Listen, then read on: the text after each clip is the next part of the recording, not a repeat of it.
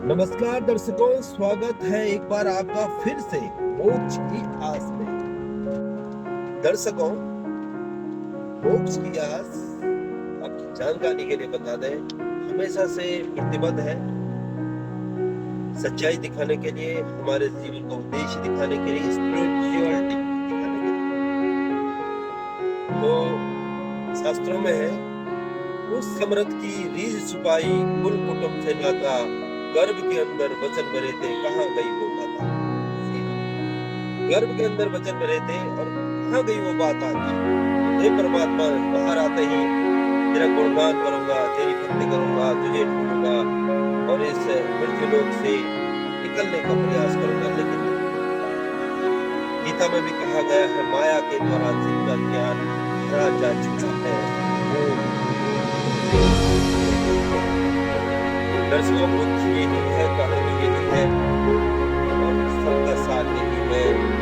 बिन सतगुरु अचंभ है, कोई जीवन है मां, भक्ति बिना कहाँ मोह है, ये दर किसके पास है। तो यही कुछ बातें होती हैं जो हमें पता नहीं होती हैं। हमारा प्रयास रहता है आपके इस दौड़ भरी जिंदगी में थोड़ा सा बताने का प्रयास रहता है कि आप थोड़ा इस चीज को समझ पाओ, देख पाओ। और हमारी आपसे हाथ जोड़ के यही विनती है कि इस मनुष्य जीवन का जो चलन है उसका प्रयास करें। और जो माया में आदमी इतना घिर गया है, ये समझ नहीं पाता है कि उसके घर के अंदर क्या वचन बने थे। ये तो शास्त्रों को वर्णित है, इसके साथ समझने पड़ेंगे। तो ये चीजें क्षण में ही आकर पूरी होती है। आज हमारे पास कुछ संत हैं जो हमारे सतगुरुदेव जी, परम पूज्य जगत गुरु तत्वदर्शी संत रामपाल जी महाराज जी हैं, जिनके लिए नास्तिक मतलब 1555 में पहले ही कह दिया है कि 5 सहस्त्र और 500 जब कलयुग बीत जाए, महापुरुष फरमान तब जग धारण को आए। 5500 जब कलयुग बीत जाएगा, उसके बाद एक महापुरुष आएगा जो जग तारण को, मतलब हम जैसे जो जीव हैं, जो फंसे पड़े हैं, 84 में फंसे हैं, कोई काम क्रोध दो मद अहंकार माया में फंसा हुआ है, तो उसको निकालने के लिए एक संत आएंगे जो पूरे विश्व को एक धुरी में केंद्रित करेंगे। उसकी रूपरेखा रखी जा चुकी है। अगर आप और कीरो की भविष्यवाणी सुनो, कीरो हुए हैं, बहुत बड़े भविष्यवक्ता हुए हैं इटली के, तो उन्होंने कहा है कि वो जो संत होगा वो जाट जाति में होगा। और नास्तिदमस ने कहा है कि 5 नदियों से घिरे हुए उस राज्य में उस संत का जन्म होगा।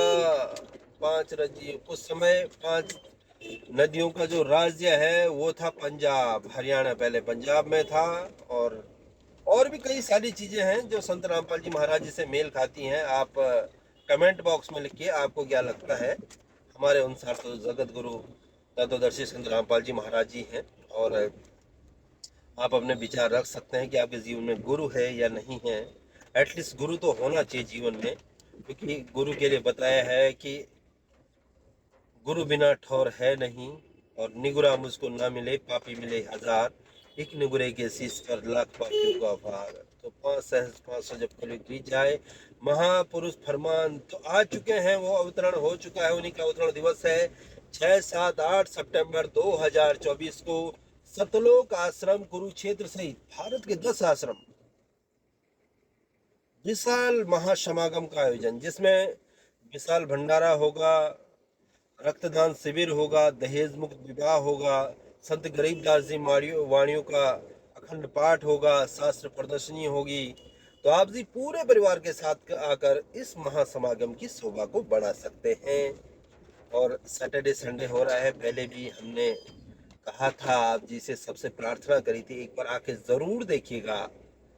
तो दर्शकों, आज की मोक्ष की आस में इतना ही। अगले जो एपिसोड होगा उसमें हम एक नए टॉपिक के साथ आएंगे, लेकिन मुद्दा यही होगा कि मनुष्य जीवन का लक्ष्य क्या है। आप कमेंट बॉक्स में लिखिए कि हम किस प्रकार की आपको वीडियो दिखाएं। क्या भक्ति से अलावा तो देखो कुछ है नहीं। भक्ति जीवन का सार है। कई ऋषि मुनि अपना शरीर गला गए, कोई सिर नीचे पैर ऊपर करके, कोई सांस रोकता है, कोई पेट हिलाता है, सब भगवान के लिए हो रहा है। श्रृंगी ऋषि जी, श्रृंगी ऋषि शास्त्रों में वर्णन आता है कि श्रृंगी ऋषि जी बिना खाए कई दिनों तक रह जाते थे, सिर्फ एक पेड़ की छाल को चाटते थे। लेकिन तब जब श्री रामचंद्र जी की बहन शांता जी, बहुत कम को पता होगा श्री रामचंद्र जी की बहन भी है शांता, बहुत कम लोगों को पता है, तो वो उनको देख के मोहित हो गई और उन्होंने कहा कि भाई देखो, भाई राजा जी के पास जाना है, सेवा के लिए जाना है। दशरथ जी ने बोला, तो वो गई वहां।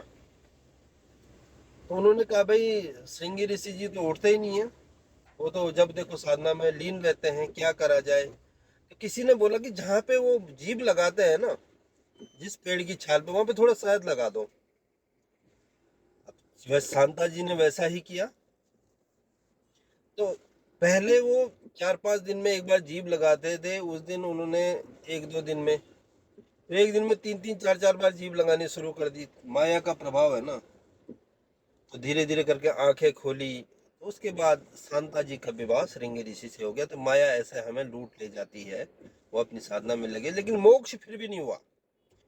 मोक्ष के लिए पौराणिक काल से एक ही चीज बताई गई है कि अपने वेदों के अनुसार भक्ति करो, ओम मंत्र का जाप करो। गीता भी यही करती है। गीता अध्याय 8 का 13 है कि ओम इति एकाक्षरम ब्रह्म व्यवहार माम स्मरणम या प्रयांति तजन हम संयाति परमाम गतिम।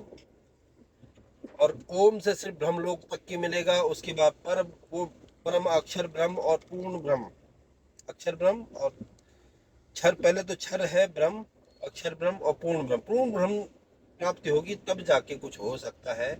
ऐसे हमारे शास्त्र बताते हैं, गीता भी यही कहती है। लेकिन ये तब है, जप तप कर्म कांड भक्ति का नाम नहीं है, ऐसा बताया गया है।